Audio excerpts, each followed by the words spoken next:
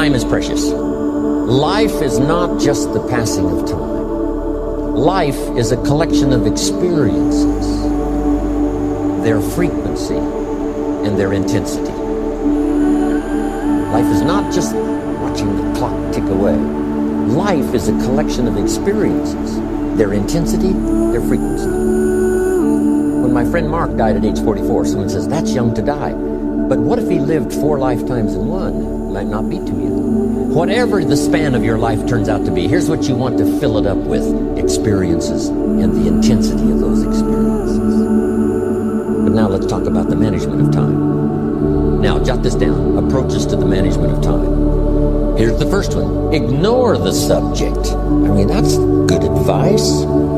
Don't let anything overly bug you. Because remember now, you don't have to do anything. Someone says, well, I got to get a handle on my time. The answer is no, you don't. If you want to let it all go, you can let it all go. I mean, this is good advice. Somebody says, you ought, you ought, you ought. Jot this down. Ignore all the you oughts or you should. Only if they're giving general information. We should. It's better to say, if you're teaching, we should. Not you should, we should. Then you let me listen in without it being too confrontational. If everyone did this, see, that'd be great. And then you give a person a chance to choose to do it or not to do it. But when you start the you ought, now see, if I don't, now see, we got some tension and maybe some problems. So you oughts seem to always create problems. Because this is personal dignity. And you don't want to destroy someone's dignity by doing all the oughts and they feel reluctant to do it. Now we've got problems. Now here's the next one. Step down to something easier. The guy's in sales and he says, oh, I want to own the company. Finally owns the company. Now he's got no time to play golf. He said, when I was in sales, I was making big money playing golf 3 days a week. Heck with this owning something. Heck with managing. My life was never my own after I started to manage. I'm going back to sales. See, this is the key.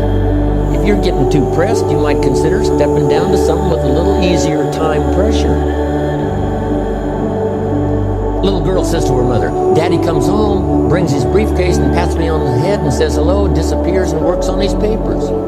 How come my daddy doesn't play with me? And her mother said, look, your daddy loves you very much, but he's so busy at work, he can't get it all done, he has to bring it home. He loves you, but that's why he can't play with you.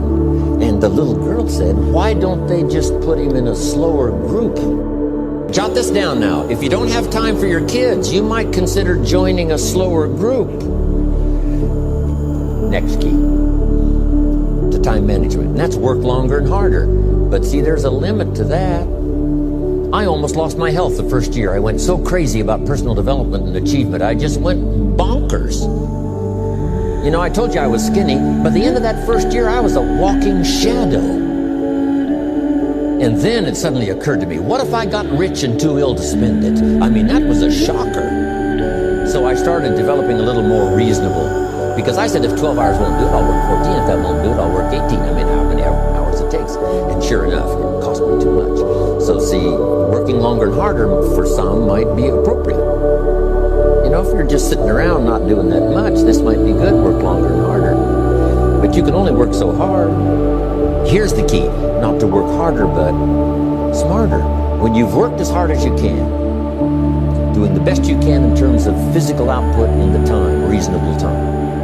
Now here's the ultimate in the management of time, and that is you simply become more skillful. When I first got into sales, you know, I was around people that could get, 9 out of 10, 8 out of 10. And when I first started, I could only get 1 out of 10. But here's what I did. I worked around the clock, so that I would make up in numbers what I lacked in skill. That's good in sales. You got to jot that down. When you're new, you make up in numbers what you lack in skill. Now, when you become more skillful, the numbers can go down because now your persuasive ability and all of that is now so high that you don't need to put as many numbers out. But at first, if you want to compete or if you want to really get good, you've got to put in the numbers. But if you get more from yourself, develop more of yourself, now the time management becomes an easier task.